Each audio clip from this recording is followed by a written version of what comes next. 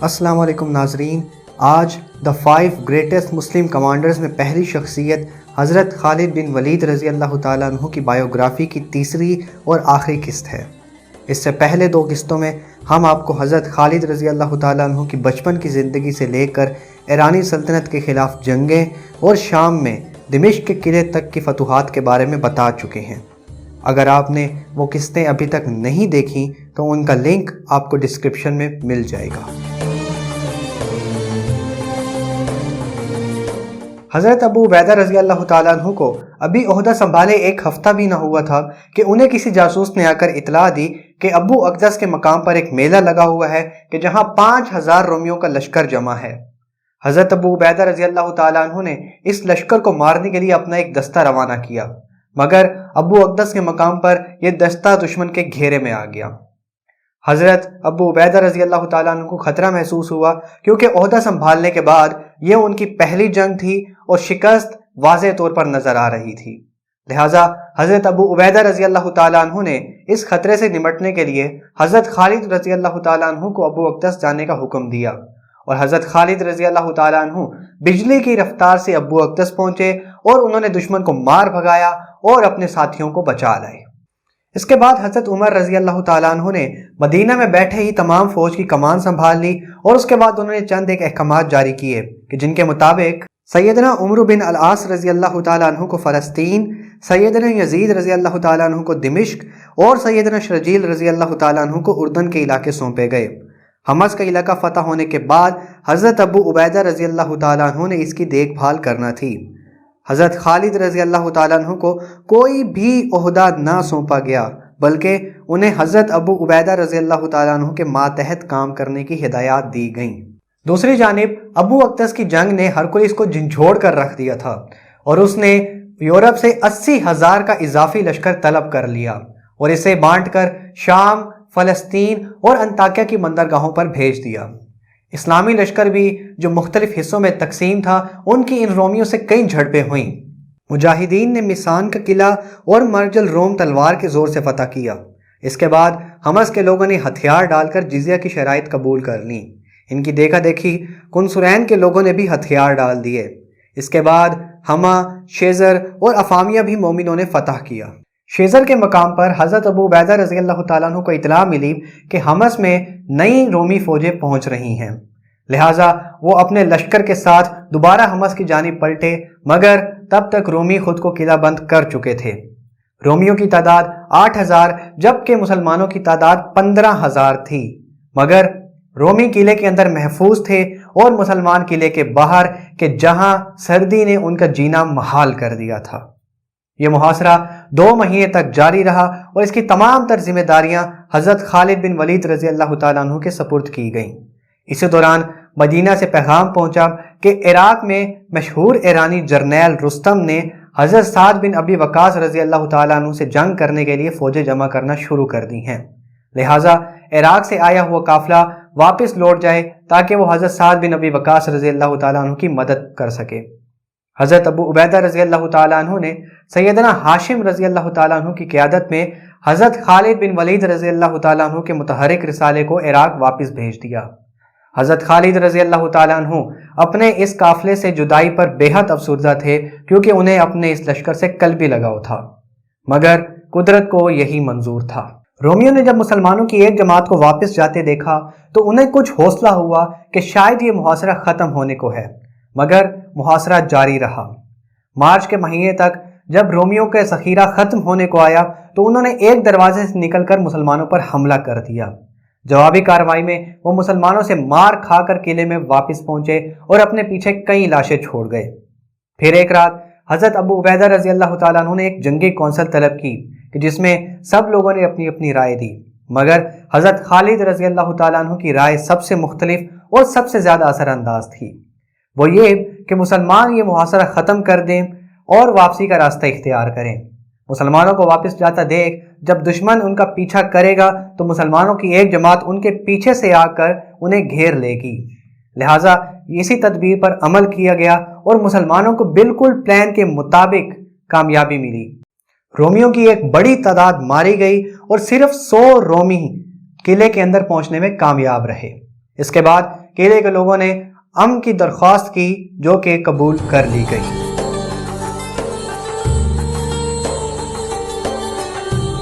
غزوہ احزاب میں خندق کی کھدائی کے دوران حضور پاک صلی اللہ علیہ وآلہ وسلم نے ایک پتھر توڑا کہ جس سے ایک روشنی نمودار ہوئی، اور اس موقع پر آپ صلی اللہ علیہ وآلہ وسلم نے مسلمانوں کو بشارت دی کہ وہ بہت جلد روم اور ایران کی سلطنتوں کو فتح کر لیں گے، اور آپ صلی اللہ علیہ وآلہ وسلم کی یہ پیشن گوئی حضرت عمر فاروق رضی اللہ تعالیٰ عنہ کی دور خلافت میں پوری ہوئی۔ وہ یوں کہ مسلسل شکستیں کھانے کے بعد ہرکولس نے اپنے کمانڈروں اور پادریوں سے ایک لمبی چوڑی میٹنگ کی کہ جس میں اس نے کہا، جب بھی ایران اور ترک کے لوگ تمہارے خلاف لڑتے ہیں شکست کھاتے ہیں، مگر اب یہ حال ہے کہ عرب تم سے جیت رہے ہیں کہ جو تمام مخلوقات میں سب سے زیادہ کمزور ہیں، کہ جن کے جسم ننگے ہیں اور پیٹ بھوکے ہیں، ان کے پاس سواری اور ہتھیار تک نہیں ہیں، مگر پھر بھی وہ بصرہ، ہورن، اجندین، دمشق اور حمص پر قابض ہو گئے ہیں۔ بالآخر مشاورت کرنے کے بعد ہرکولس نے اپنی عظیم رومی سلطنت کے کونے کونے سے فوج اکٹھی کرنا شروع کر دی، اور مئی 636 عیسوی کے مطابق اس نے ایک بڑی فوج اجندین کے مقام پر جمع کر لی۔ تاریخ میں اس تعداد کے متعلق اختلاف پایا جاتا ہے۔ بعض روایات کے مطابق یہ تعداد 70,000 سے 1 لاکھ، جبکہ زیادہ تر روایات کے مطابق یہ تعداد 1.5 لاکھ سے 2 لاکھ کے درمیان بتائی جاتی ہے، کہ جس میں 5 مختلف قبائل شامل تھے، کہ جن میں سلاوی قوم، عرب کے عیسائی، آرمینی قوم، فرینکس اور جارجینز شامل تھے۔ ہرکولس خود تو براہ راست جنگ میں نہ اترا، بلکہ اس نے وہان کو تمام رومی لشکر کا فیلڈ کمانڈر مقرر کر دیا۔ دوسری جانب اسلامی لشکر 4 مختلف گروہوں میں 4 مختلف مقامات پر مہم جوئی میں مصروف تھا۔ جب انہیں رومی لشکر کے متعلق علم ہوا تو حضرت خالد بن ولید رضی اللہ تعالیٰ عنہ کے مشورے کے مطابق تمام اسلامی لشکر کو اپنے اپنے علاقے چھوڑ کر ایک مقام پر جمع ہونے کا حکم جاری کیا گیا، کیونکہ دوسری صورت میں یہ خدشہ تھا کہ رومی الگ الگ لشکر پر حملہ آور ہو کر مسلمانوں کو بہت زیادہ نقصان پہنچا سکتے ہیں۔ لہٰذا تمام اسلامی گروہوں نے اپنے اپنے علاقے چھوڑ کر جبیہ کے مقام پر پڑاؤ ڈالا، مگر مسلمانوں نے اس کو جلد ہی خطرناک جان کر یہاں سے منتقلی کا فیصلہ کیا اور دریائے یرموک کے مشرقی کنارے پر پڑاؤ ڈالا۔ کچھ دنوں کے بعد رومی لشکر بھی یرموک کے کنارے پہنچ گیا۔ یہی وہ مقام ہے کہ جہاں دنیا کا نقشہ بدل دینے والی تاریخ کی سب سے بڑی جنگ لڑی گئی، کہ جسے جنگ یرموک کے نام سے جانا جاتا ہے۔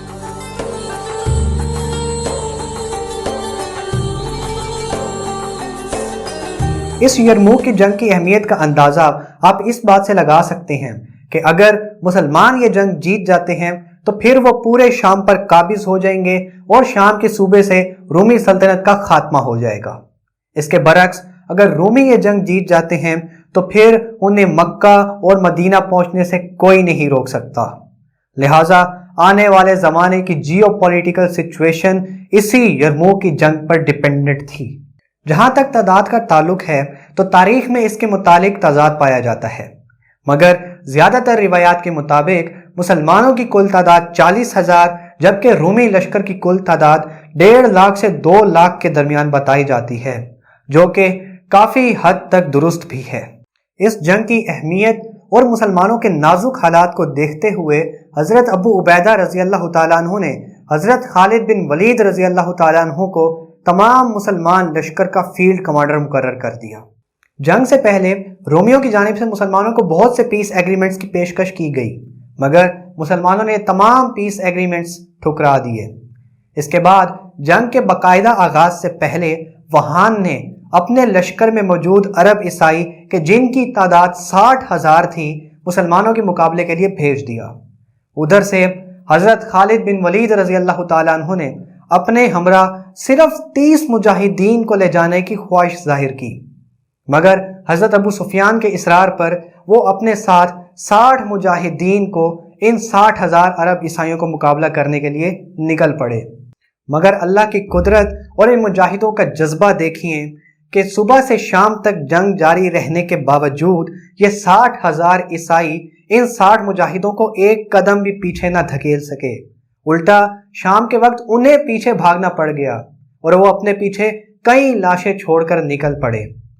دوسری جانب مسلمانوں کے صرف 10 مجاہدین شہادت کے مرتبے پر فائز ہوئے اور 10 ایک گرفتار ہوئے، اور ان 60 مجاہدوں نے اپنے سالار حضرت خالد بن ولید رضی اللہ تعالیٰ عنہ کی بات کو سچ کر دکھایا کہ جب انہوں نے وہان سے کہا تھا کہ میرے پاس ایسی فوج ہے کہ جو اپنی موت سے اتنی ہی محبت کرتی ہے جتنی کہ تم اپنی زندگی سے کرتے ہو۔ اس کے بعد حضرت خالد بن ولید رضی اللہ تعالیٰ عنہ نے اپنی فوج کو ترتیب دیا اور فوج کے آخر میں عورتوں اور بچوں کے خیمے بنائے، اور عورتوں کو یہ حکم جاری کیا کہ وہ ڈنڈے اور پتھر لے کر تیار رہیں، اگر کوئی مسلمان بھاگنے کی کوشش کرے تو وہ اس پر ٹوٹ پڑیں۔ اس کے بعد 15 اگست سن 636 عیسوی کو جنگ کے پہلے روز کا باقاعدہ آغاز ہوا۔ شروع میں روم کے بڑے بڑے سالاروں اور سرداروں نے مسلمانوں کو انفرادی لڑائی کی دعوت دی، اور تقریباً تمام ہی مجاہدین نے رومی سالاروں کو مار دیا۔ سیدنا عبد الرحمن بن صدیق اکبر رضی اللہ تعالیٰ عنہ نے رومیوں کے 5 بڑے سالاروں کو مار دیا۔ اس کے بعد رومی سالاروں نے حملے کا حکم دیا اور تمام رومی فوج مسلمانوں پر ٹوٹ پڑی۔ حضرت خالد رضی اللہ تعالیٰ عنہ نے اپنے لشکر کو دفاعی حکمت عملی اپنانے کا حکم دیا ہوا تھا، لہٰذا مسلمانوں نے بھرپور دفاع قائم رکھا۔ اس روز شدید خون ریزی دیکھنے میں آئی۔ اس کے بعد اگلے روز وہان نے فجر کے وقت ہی مسلمانوں پر چڑھائی کرنے کا ارادہ کیا، مگر حضرت خالد رضی اللہ تعالیٰ عنہ کو اس حملے کی توقع تھی، اور یوں وہان کا یہ سرپرائز ایلیمنٹ ختم ہو گیا۔ مگر اس کے باوجود وہان نے بھرپور طور پر مسلمانوں پر حملہ کیا اور مسلمانوں کو کافی حد تک پیچھے بھی دھکیل دیا، مگر مدینہ سے آنے والی اضافی امداد کی مدد سے مسلمان عیسائیوں کو پیچھے دھکیلنے میں کامیاب رہے۔ یوں خون کی ہولی کا دوسرا دن بھی اپنے اختتام کو پہنچا۔ رات کو عورتیں زخمی مجاہدین کی مرہم پٹی میں صرف کر دیتی تھیں۔ جنگ یرموک کا تیسرا روز بھی نہایت خوفناک اور خون ریزی سے بھرپور تھا، حتیٰ کہ چوتھے روز کی ابتدا تک کعبے جنگ مسلمان مجاہدین کی تعداد کچھ 20,000 کے قریب رہ گئی تھی۔ اس کے برعکس رومیوں کی تعداد ابھی بھی بہت زیادہ تھی، اور ان کے تازہ دم دستے ابھی مکمل طاقت رکھتے تھے۔ چوتھے روز رومیوں نے بھرپور حملہ کیا اور مسلمانوں کی صفیں ٹوٹ گئیں، حتیٰ کہ عورتوں کو جنگ میں اترنا پڑ گیا۔ سیدنا عمر بن العاص رضی اللہ تعالیٰ عنہ نے اس روز جو شمشیر زنی کے جوہر دکھائے وہ تاریخ میں اپنی مثال آپ ہیں۔ سوائے سیدنا اکرمہ رضی اللہ تعالیٰ عنہ کے گروہ کے باقی تمام گروہوں کو مجبوراً پیچھے ہٹنا پڑا۔ سیدنا اکرمہ رضی اللہ تعالیٰ عنہ نے ان نازک حالات میں اپنے 400 مجاہدین سے مرنے کی بیعت لی۔ تمام مجاہدین نے بھرپور مقابلہ کیا اور کئی رومیوں کو جان سے ہاتھ دھونا پڑے۔ ان مجاہدین میں سے شاید ہی کوئی زندہ واپس آیا ہو، مگر ان مجاہدین کی اس قربانی کے صلے میں مسلمانوں نے حالات پر قابو پا لیا اور رومیوں کو واپس دھکیلنے میں کامیاب رہے۔ رومی جیت کے اتنا قریب پہنچ کر بھی جیت حاصل نہ کر پائے۔ اس روز رومی تیر اندازوں نے مسلمانوں پر اتنے تیر برسائے کہ 700 کے قریب مجاہدین ایک آنکھ سے اندھے ہو گئے۔ اسی بنا پر جنگ یرموک کو آنکھ پھوٹی جنگ کے نام سے بھی جانا جاتا ہے۔ جنگ یرموک کا چوتھا دن مسلمانوں کے لیے نہایت دہشت زدہ تھا کہ جسے وہ پوری زندگی نہ بھلا سکے۔ البتہ حضرت خالد بن ولید رضی اللہ تعالیٰ عنہ اپنی حکمت عملی کہ جو کہ دفاعی حکمت عملی تھی اس سے کافی مطمئن نظر آ رہے تھے، کیونکہ حضرت خالد رضی اللہ تعالیٰ عنہ جانتے تھے کہ سیلاب اب گزر چکا ہے اور اب صرف آخری چوٹ باقی ہے۔ جنگ کے 5ویں روز دونوں فوجیں ایک دوسرے کے آمنے سامنے آ کر کھڑی ہو گئیں۔ رومی فوجی یہ دیکھ کر حیران تھے کہ زخمی مسلمان مجاہدین بھی دوسرے مجاہدوں کے ساتھ کندھے سے کندھا ملا کر سینہ تانے کھڑے ہیں۔ رومیوں کے ایک سالار نے آگے بڑھ کر عارضی جنگ بندی کی پیشکش کی، مگر حضرت خالد بن ولید رضی اللہ تعالیٰ عنہ کے مشورے پر حضرت ابو عبیدہ رضی اللہ تعالیٰ عنہ نے اس پیشکش کو بھی ٹھکرا دیا۔ اس کی وجہ یہ تھی کہ حضرت خالد یہ خوب جانتے تھے کہ رومیوں کی ہمت اب ٹوٹ چکی ہے اور ان میں ابھی جنگ کرنے کا کوئی حوصلہ نہیں ہے، اور مسلمانوں کے لیے جھپٹنے کا اس سے سنہرا موقع اور ہو نہیں سکتا۔ البتہ اس روز کوئی جنگ نہ ہوئی۔ رات کو حضرت خالد رضی اللہ تعالیٰ عنہ نے حضرت زرار رضی اللہ تعالیٰ عنہ کی قیادت میں ان کے گروہ اور کچھ زخمی مجاہدوں کو ایک وادی کی جانب بھیج دیا۔ اگلے روز یعنی کہ چھٹے روز جنگ میں اول تو سناٹا چھایا رہا، پھر اچانک مسلمانوں کے لیفٹ ونگ نے حملہ کر دیا۔ رومیوں کے لیے یہ بہت پریشان کن بات تھی کہ مسلمان اچانک اٹیکنگ سٹریٹجی پر کیسے اتر آئے ہیں۔ اتنی دیر میں حضرت خالد رضی اللہ تعالیٰ عنہ اپنے گھوڑ سوار دستے کے ساتھ برق رفتاری سے دشمن کی دائیں جانب پہنچ گئے۔ دائیں جانب سے اٹھنے والے طوفان نے رومیوں کو یہ بتایا کہ وہ 3 اطراف سے گھیرے جا چکے ہیں، اور پھر رومیوں کی بڑی تعداد موت کے گھاٹ اترنے لگی۔ اس خوفناک صورتحال کو دیکھ کر آرمینی فوج میدان جنگ سے بھاگنے لگی۔ ان کی دیکھا دیکھی باقی رومی لشکر نے بھی فرار کا راستہ اختیار کیا، مگر وہ راستہ ان کے لیے حضرت خالد رضی اللہ تعالیٰ عنہ نے پسند کر رکھا تھا۔ دراصل یہ راستہ انہیں وادی الرقاد میں لے گیا کہ جہاں حضرت زرار رضی اللہ تعالیٰ عنہ ان زخمی مجاہدین کے ساتھ پہلے سے ان کے منتظر تھے۔ جب رومی وادی میں تنگ جگہ سے گزرنے لگے تو ان مجاہدین نے ان پر پتھروں اور تیروں سے دھاوا بول دیا۔ پتھروں سے دشمن کی چیخیں نکلنے لگیں اور وہ ایک ایک کر کے مرنے لگے۔ یرموک کا چھٹا دن فیصلہ کن ثابت ہوا۔ مسلمانوں نے خود سے کئی گنا بڑی رومی فوج کو شکست دے دی تھی۔ اس جنگ میں دشمنوں کے 1,35,000 سپاہی موت کے گھاٹ اترے۔ بعض روایات میں یہ تعداد 75,000 کے قریب بتائی جاتی ہے۔ دوسری جانب مسلمانوں میں 4,000 کے قریب مجاہدین شہادت کے مرتبے پر فائز ہوئے اور 20,000 کے قریب زخمی ہوئے۔ یرموک کے واقعے کے بعد بچے کچے عیسائی شمالی شام اور بحر روم کے حصے میں پہنچے۔ حضرت ابو عبیدہ رضی اللہ تعالیٰ عنہ نے ایک دستہ دمشق پر قبضہ بحال کرنے کے لیے بھیجا۔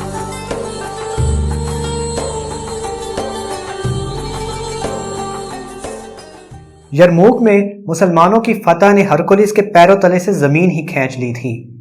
ہرکولس اس واقعے کے بعد واپس اپنے دارالحکومت قسطنطنیہ روانہ ہو گیا، اور جاتے وقت وہ شام کو حسرت بھری نگاہوں سے دیکھتا رہا اور اپنے بے اختیار آنسوؤں پر قابو نہ پا سکا۔ اور کیوں نہ روتا؟ آخرکار شام جیسا مال و دولت سے بھرپور صوبہ جو اس کی عظیم سلطنت سے جا رہا تھا۔ یرموک کی عظیم الشان فتح کے بعد مسلمان حضرت عمر رضی اللہ تعالیٰ عنہ کے حکم کے مطابق بیت المقدس پہنچے اور انہوں نے قلعے کا محاصرہ کر لیا۔ مگر یہ قلعہ فتح کرنا اتنا آسان نہ تھا۔ اس کی پہلی وجہ تو یہ تھی کہ قلعے کی دیواریں بہت مضبوط تھیں، اور دوسری وجہ یہ کہ یہ علاقہ سیلف سفیشینٹ تھا۔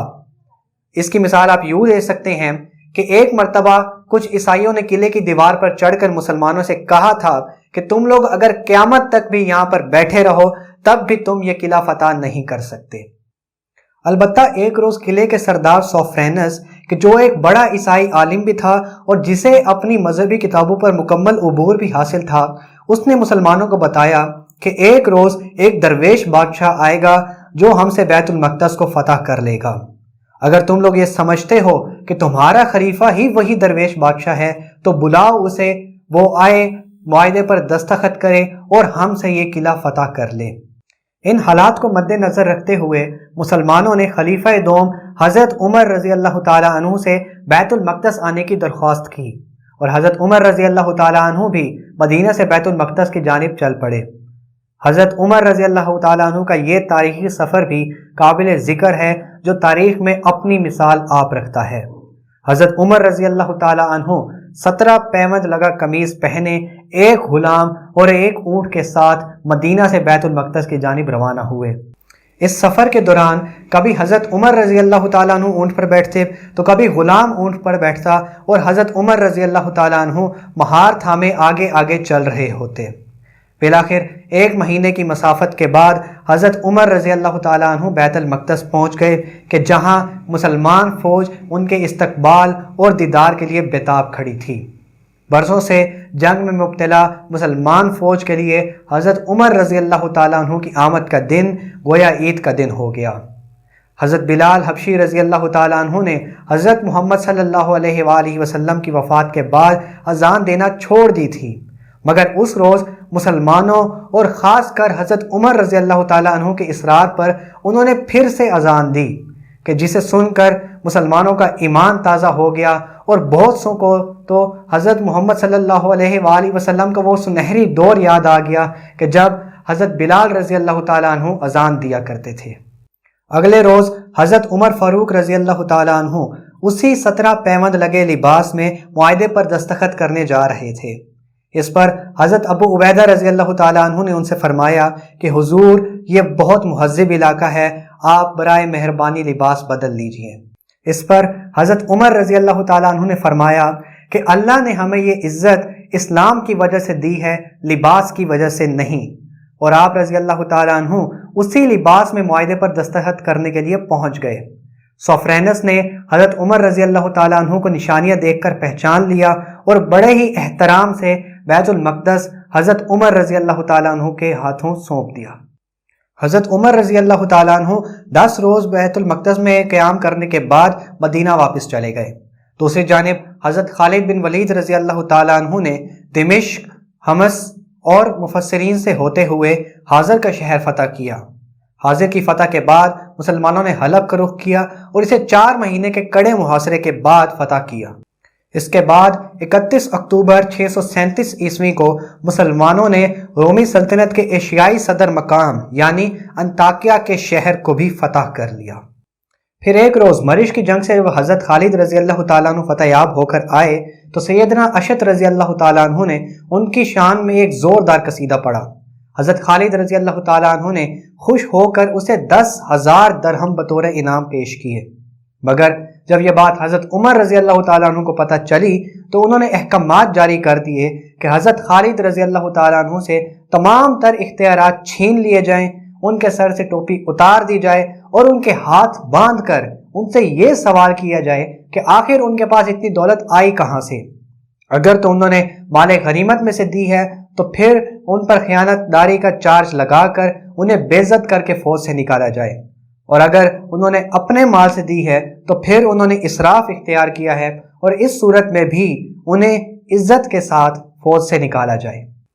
دونوں صورتوں میں حضرت خالد بن ولید رضی اللہ تعالیٰ عنہ کا فوج سے نکلنا یقینی تھا، مگر ایک صورت میں بے عزتی تھی جبکہ دوسری صورت میں بے عزتی نہ تھی۔ ان احکامات کو عملی جامہ پہنانے کے لیے حضرت بلال حبشی رضی اللہ تعالیٰ عنہ کا انتخاب کیا گیا۔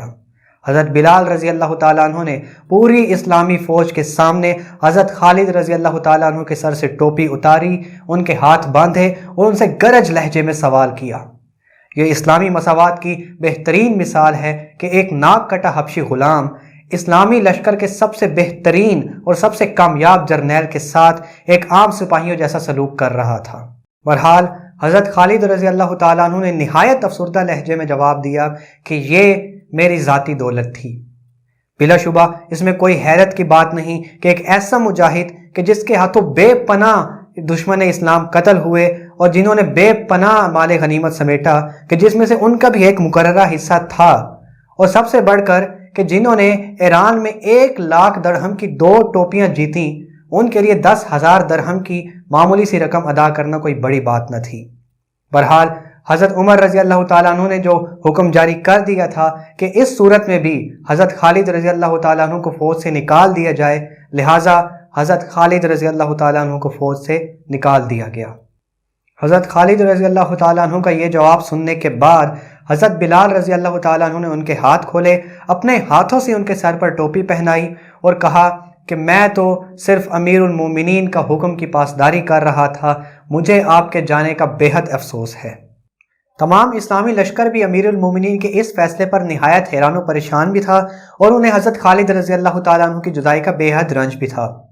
حضرت خالد رضی اللہ تعالیٰ عنہ جب مدینہ پہنچے تو ان کی سب سے پہلے ملاقات بھی حضرت عمر رضی اللہ تعالیٰ عنہ سے ہوئی۔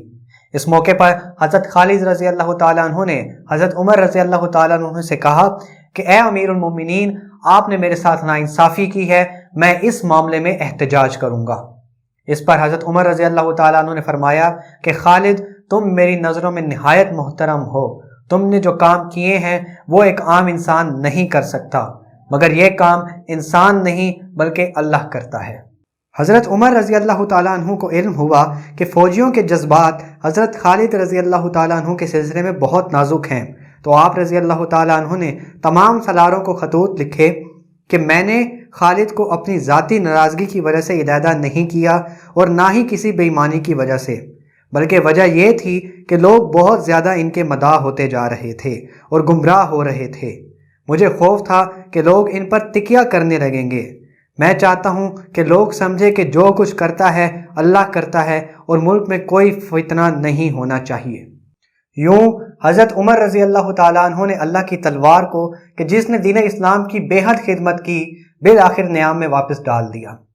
حضرت خالد رضی اللہ تعالیٰ عنہ اس سانحے کے بعد تقریباً 4 سال زندہ رہے، مگر یہ 4 سال ان کی زندگی کے نہایت ناخوشگوار سال تھے۔ آپ نے حمص میں ایک مکان خرید کر مستقل رہائش اختیار کی۔ دوسری جانب اسلامی فتوحات کا دائرہ وسیع سے وسیع تر ہوتا جا رہا تھا۔ جب بھی کسی نئی فتح کی خبر حضرت خالد رضی اللہ تعالیٰ عنہ کو پہنچتی تو آپ نہایت خوش ہوتے اور پھر اس کے بعد افسردہ ہوتے اور پرانے وقتوں کو یاد کر کے رونے لگتے۔ پھر ایک روز حضرت خالد رضی اللہ تعالیٰ عنہ بیمار پڑ گئے اور یہ بیماری دن بدن بڑھتی چلی گئی۔ پھر اسی بیماری کے دوران ایک روز وہ اپنے قریبی دوست سے نہایت حسرت سے کہنے لگے کہ میں ہر جنگ میں یہ آرزو لے کر دشمن کی صف میں اتنا آگے نکل جاتا تھا کہ شہادت کی موت نصیب ہو، مگر آج نہایت بے بسی سے بستر مرض پر دراز یہ حسرت دل میں لیے دنیا سے رخصت ہونے کا انتظار کر رہا ہوں۔ پھر چند دن بعد حضرت خالد رضی اللہ تعالیٰ عنہ دنیا سے رخصت ہو گئے اور تاریخ میں اپنا بے مثال نام چھوڑ گئے۔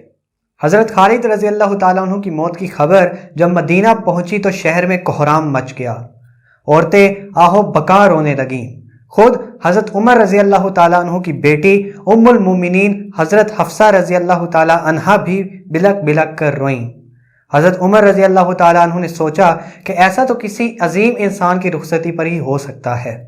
پھر جب آپ کو مرحوم کا نام پتہ چلا تو حضرت عمر رضی اللہ تعالیٰ عنہ بھی بے حد افسردہ ہوئے اور انہوں نے فرمایا کہ مدینہ کی عورتوں کو خالد کی موت پر رونا ہی چاہیے، کیونکہ اب تاریخ میں دوسرا خالد نہیں آئے گا۔ حمص شہر سے کچھ فاصلے پر ایک خوبصورت اور عظیم مسجد واقع ہے جس کا نام مسجد خالد بن الولید ہے۔ اسی مسجد کے شمالی کونے میں آپ کا مزار قائم ہے۔ حضرت خالد رضی اللہ تعالیٰ عنہ تاریخ عالم کے سب سے بہادر، کامیاب اور عظیم سپہ سالار ہیں۔ آپ کی جنگی مہارت اپنے وقت سے کہیں آگے کی تھی۔ آپ رضی اللہ تعالیٰ عنہ جو جنگی حکمت عملی اپناتے تھے وہ ایک عام انسان کی سمجھ سے کہیں بالا تر تھی اور کئی بڑے بڑے جرنیلوں کو حیران کر دینے والی تھی۔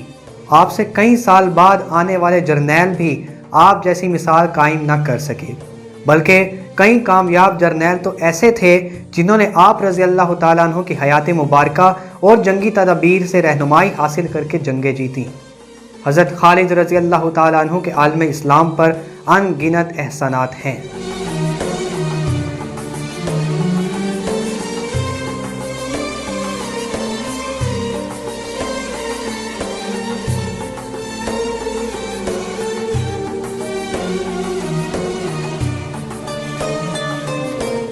حضرت خالد رضی اللہ تعالیٰ عنہ کی بایوگرافی تو ہم آپ کو بتا چکے ہیں۔ ہماری یہ کوشش آپ کو کیسی لگی یہ آپ ہمیں کمنٹس میں ضرور بتائیے گا، اور ابھی The 5 Greatest Muslim Commanders series میں 4 مزید سپہ سالاروں کی بایوگرافیز آپ کو بتانا باقی ہے۔ اس کے لیے آپ ہمارے چینل کے ساتھ جڑے رہیے، اور اگر آپ کو ہماری یہ ویڈیو پسند آئی ہے تو اسے اپنے دوستوں کے ساتھ ضرور شیئر کیجیے گا، اور ہماری اگلی ویڈیو کا لازمی انتظار کریں، کیونکہ اگلی ویڈیو میں ہم آپ کو فاتح سندھ محمد بن قاسم کی بایوگرافی کے بارے میں بتائیں گے۔ تب تک اپنا رکھیے خیال اور ہمیں دیجیے اجازت۔ اللہ حافظ۔